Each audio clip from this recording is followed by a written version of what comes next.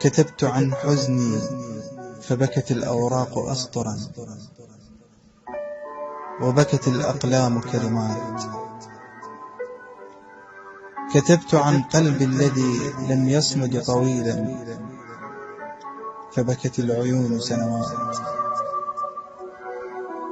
كتبت عن أحاسيسي التي هجرتني عمدا، فصارت الروح معنى الشتات.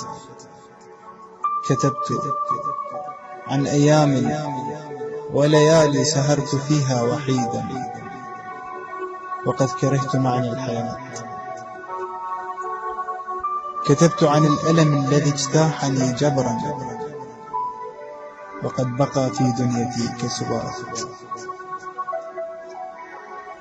كتبت عن مستقبل قد خطته دمائي وجعا، ولم تبقى في العين أي دمعات.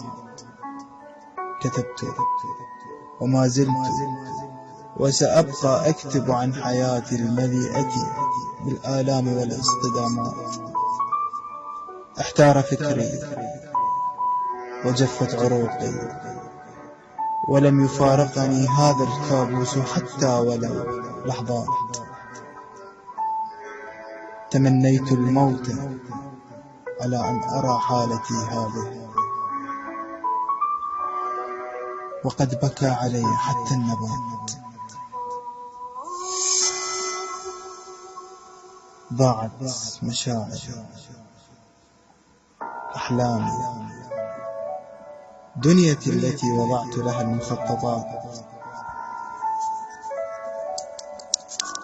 وأصبحت اليوم كل مخططاتي جروحا وآلاما ودموعا وآهات. ولم أعد أحتمل هذه الحالة، وقد صرخ القلب صرخات. عجبت على قدر لم يرحمني قط، ويريد الصراع معي حتى الممات، وقد محى كل ذكرياتي، ولم يبقي لي سوى نسمات من الابتسامات. ولم يبقي لي سوى نسمات من الابتسامات.